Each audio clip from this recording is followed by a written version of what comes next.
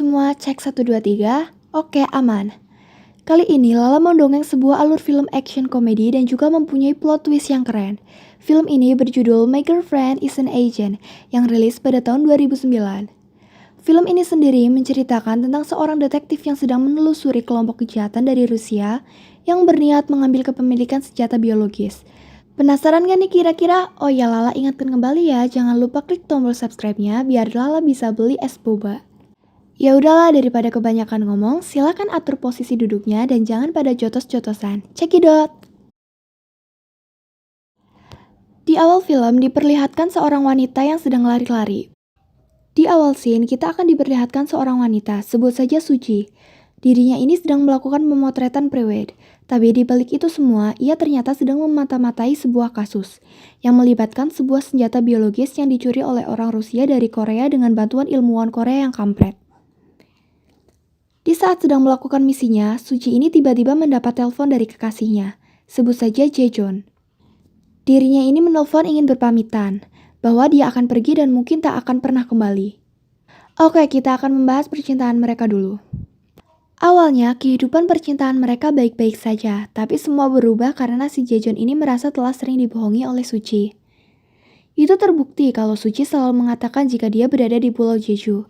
Padahal ternyata si Jaejon ini melihat sendiri bahwa Suji berada di dekat tempatnya berada dan sedang berlari mengejar seseorang. Dari sinilah Jaejon mengetahui bahwa Suji selalu berbohong kepadanya. Dan hal inilah yang membuat Jaejon memutuskan untuk keluar negeri untuk belajar. Kok bisa si Jaejon gak tahu kalau pacarnya seorang agent? Ya karena si Suji ini gak pernah ngaku ke Jaejon. Dia ngakunya kalau pekerjaannya adalah agent travel, bukan agent rahasia. Singkatnya, setelah Suji ditinggal pergi oleh Jaejon membuat dirinya sangat galau. Muak karena ditinggal tanpa alasan, Suji ini kemudian tenggelam dalam kesedihan dan membenci Jaejon. Coba kalian bayangin aja, pacaran 3 tahun tiba-tiba pergi tanpa pamit. Sakit pisan kan? Film pun berpindah 3 tahun kemudian. Pertemuan mereka berdua kembali ketika Suji ini sedang menyamar sebagai petugas kebersihan toilet untuk mengawasi Dr. Roh, yaitu ilmuwan yang membantu mencuri senjata biologis dari Korea. Saat Suji sedang melakukan tugasnya, tiba-tiba John ini muncul di situ dan akhirnya pertengkaran kembali terjadi. Singkatnya, setelah emosi mereka mereda, Jaejon mengaku bahwa dirinya sudah menjadi international akuntan. Dan itu alasan kenapa dia pergi ke luar negeri. Dan di situ juga Jaejon ini mengejek pekerjaan Suji. Lala ceritain sedikit ya. Ternyata Jaejon ini adalah seorang agen rahasia juga yang sedang menyamar untuk mengawasi penjahat dari Rusia tersebut, yaitu Viktor. Misi mereka juga sama, yaitu menyelidiki organisasi Rusia. Walaupun sama-sama agen, tapi mereka berbeda departemen dan berbeda target. Oke, ke filmnya lagi. Si Jaejon ini konyol, dia sering banget membuat misi dari bosnya gagal. Tak heran juga kalau atasannya sering kemas dan marah-marah kepadanya. Oh ya, nama atasannya sebut saja Ketua Kim. Contoh saja di scene ini, Jaejon ini magang untuk melakukan penyelidikan ke agen Rusia agar diakui kehebatannya oleh atasannya. Tapi sayang, dirinya ini malah mengacaukan semua rencana yang telah disusun. Karena misinya gagal, dia pun disuruh pulang oleh atasannya. 야, 나 떨고 있냐? 아닙니다.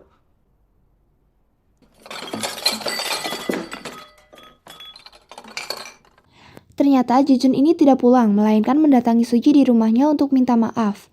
Tapi Suji ini malah mengusirnya. Scene pun berpindah.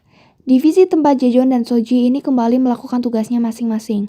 Lagi-lagi di sini Jaejon ingin membuktikan kehebatannya untuk menjadi agent. Singkatnya, saat melakukan misi, kelakuan Jaejon ini sungguh kocak. Dia ini tidak seperti detektif sama sekali. Tiba-tiba saat mengejar targetnya, Jaejon ini melihat Suji juga di situ. Tapi Suji di situ seperti dalam keadaan hamil. Karena penasaran, Jaejon ini ingin mencoba mengejarnya. Tapi tugas berkata lain. Keren nih mendahulukan tugas daripada urusan pribadi. Karena pertemuan tersebut, misi mereka berdua menjadi gagal. Dan mereka pun kena omel oleh atasannya. Scene pun berpindah di malam hari, tepat di hari ulang tahun Suji. Jaejon ini kembali datang ke rumahnya untuk mengucapkan selamat dan juga meminta Suji untuk menjadi pacarnya lagi. Tapi lagi-lagi Suji ini menolaknya dan mengusirnya. Sebenarnya baik Jaejon dan Suji ini masih saling mencinta. Tapi Suji ini gengsi. Taulah namanya juga cewek, mana mau mengakui. Walaupun sudah diusir, Jejun ini ternyata tak kehabisan akal. Dirinya ini memaksa masuk dan meminta maaf kepada Suji. Dan akhirnya mereka bermaaf-maafan. Setelah mereka berdua kembali akur, tiba-tiba departemen masing-masing dari mereka menelpon karena darurat. Apalagi kalau bukan mengawasi Victor dan Dr. Roh. Mereka pun ditugaskan untuk menjadi agen di bar. Si Jaeyeon sebagai pengunjung dan Suji sebagai Si Jaeyeon sebagai pengunjung dan Suji sebagai wanita penghibur. Di sini mereka nggak tahu ya kalau ditugaskan dalam satu tempat, apalagi departemen mereka bekerja berbeda. Dan wanita ini adalah Natasha, perantara Dr. Roh dan Victor. Singkatnya, Jaeyeon ini telah berhasil mendekati Natasha, tapi saat sedang mengobrol, tiba-tiba Suji ini masuk dan memergokinya. Dan gelut pun terjadi lagi.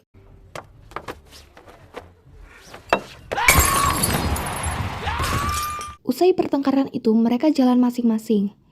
Soji pulang ke apartemennya dan Jaeyeon bertemu dengan ketua Kim, bosnya. Karena galau, Suji ini membuat jus buah yang dicampur bir. Dan Jaeyeon minum di kedai. Ia minum sangat banyak dan membuatnya mabuk. Saat mereka sedang asik-asiknya minum, tiba-tiba departemen harimau menelpon karena keadaan darurat dan mengharuskan mereka kembali ke markas. Setelah sampai di tempat Jaeyeon bekerja, mereka membahas tentang Natasha. Si Jaeyeon pun malah tidur. Tapi di situ salah seorang agen mengatakan kalau Natasha itu bukan masalah besar karena akan dideportasi. Yang bermasalah adalah wanita hamil yang ada di CCTV, yaitu Suji. Mereka menyangka bahwa Suji ini salah satu anggota dari mereka, karena dari cara berjalannya seperti sudah terlatih. Sementara di markas Suji, mereka membahas kaburnya Dr. Roh. Mereka berpikir tidak mungkin dia bisa kabur tanpa bantuan seseorang, dan di situ mereka mencurigai seorang pria, yaitu Jaeyeon. Ketika Suji sadar dari lamunannya, ia baru menyadari bahwa itu Jaeyeon. Di lain pihak, Jaeyeon juga baru menyadari bahwa itu adalah Suji, dan hal ini membuat mereka sangat terkejut. Jaeyeon ini mencari pembelaan dan menjelaskan pada teman-temannya bahwa Suji ini bukan anggota dari mereka. Dia bekerja sebagai agen perjalanan dan sekarang bekerja sebagai cleaning service. Sementara Suji pun melakukan hal yang sama. Setelah diselidiki, dari data yang ada, masing-masing dari mereka mendapatkan bukti bahwa tidak ada cleaning service bernama Suji. Dan di kantor sebelah dijelaskan bahwa Jaeyeon tidak pulang dari Kanada, namun dari Rusia. Bisa disimpulkan ya, Jaeyeon merantau 3 tahun itu untuk belajar jadi agen di Rusia. Mereka berdua pun syok karena selama pacaran tidak ada yang mengetahui profesi pasangannya masing-masing. Akhirnya mereka mendapatkan misi yang sama, yaitu untuk mendapatkan informasi satu sama lain. Jaeyeon dan Suji dibekali alat detektor dari kantornya untuk dipasangkan ke mereka masing-masing. Singkatnya, setelah bertemu Suji, Jaeyeon pun merasa stres dan tidur di toko DVD.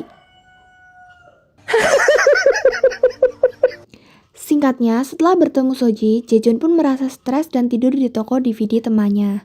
Tanpa Jaeyeon ketahui bahwa temannya ini menggunakan ponselnya untuk menelpon seseorang agar membuat kesepakatan. Pihak Suji berpikir Jaeyeonlah yang melakukan kesepakatan. Udah gitu, teman Jaeyeon memakai jasnya yang udah dipasangin alat detektor. Saat sedang melakukan transaksi, tiba-tiba ada mobil yang menghampirinya dan membawa pergi. Di lain scene, Jaeyeon ini telah bangun dan sedang asik bermain game kartu di HP-nya. Tiba-tiba ia menyadari sesuatu. Ia teringat saat Victor dan bawahannya bermain kartu.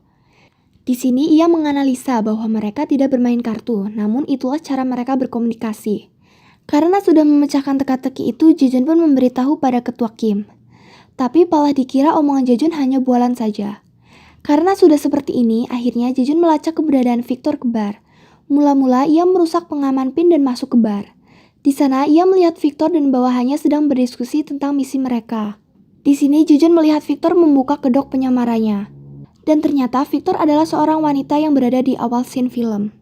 Karena ingin mengambil barang bukti, dirinya pun mendekat ke arah mereka dan ingin mengambil gambar perubahan Victor. Ketika Jaeyeon menekan kamera, tiba-tiba HP Jaeyeon berbunyi.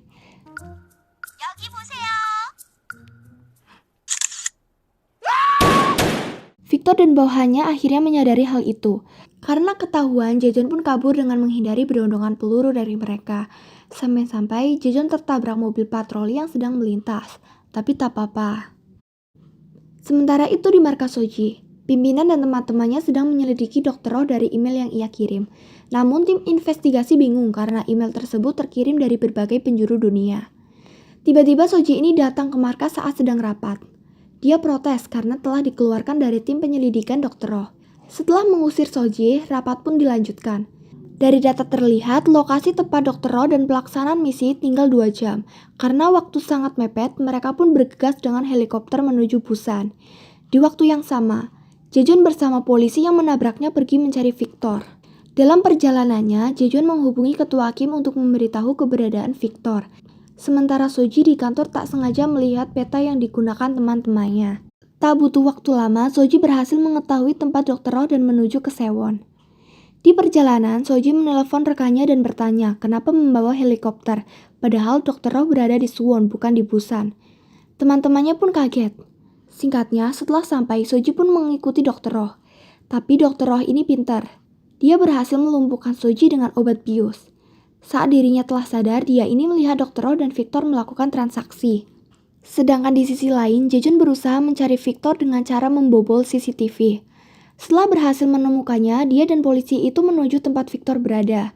Dan Jejun berpesan kepada polisi jangan membiarkan siapapun keluar dari sini. Sementara itu, Soji berusaha melepaskan ikatannya dengan menggunakan jamnya. Karena Victor akan menembakkan pistolnya ke tali yang akan menjatuhi Soji, saat tali itu terputus, akhirnya ikatan Soji bisa terlepas. Karena sudah terdesak, Soji berusaha lari. Tapi tiba-tiba Jejun di balik pintu sudah mengarahkan pistol ke arahnya. Dia kira bahwa Soji ini adalah teman dari Victor. Victor yang mendengar hal itu hanya tertawa. Ia pun kemudian menembakkan pistol ke arah Soji, tapi dilindungi oleh Jejun. Soji pun lemas melihat Jejun tertembak karena berusaha melindunginya. Kemudian, Soji ini akhirnya berusaha melawan Victor. Jejun akhirnya sadar dan membantu Soji bertarung. Di sini, Soji sangat kesal karena ternyata Jejun ini telah menggunakan baju anti peluru. Scene pun berpindah. Di sini, Victor dan Soji melakukan kejar-kejaran dengan menaiki kuda. Sedangkan Jejun berduel dengan anak buah Victor. Saat Jejun ditodong pistol, ia pun tak kehabisan akal. Dia menyelipkan cambuk kudanya ke roda motor anak buah Victor.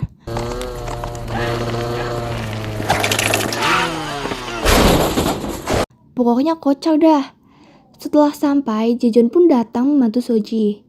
Ia menggunakan setik bendera untuk melawan Victor. Ini mengingatkan saat mereka pacaran dulu. Pokoknya romantis dah di bagian ini. Karena Victor telah terpojok, dia pun akan melemparkan virus itu yang bisa menyebabkan banyak orang akan mati. Di saat Victor melemparkan botol itu, si Jejun berusaha menangkapnya dan membuatnya terjatuh sangat keras dari ketinggian. Karena tidak terima, Soji pun menendang Victor sampai ke lengan. Setelah mengalahkan Victor, Soji menghampiri Jejun dan mencoba membangunkannya. Akhirnya, setelah kejadian ini, Jejun mengaku kepada Soji bahwa dia adalah agen rahasia. Dan akhirnya mereka berpelukan. Endingnya romantis. Oke.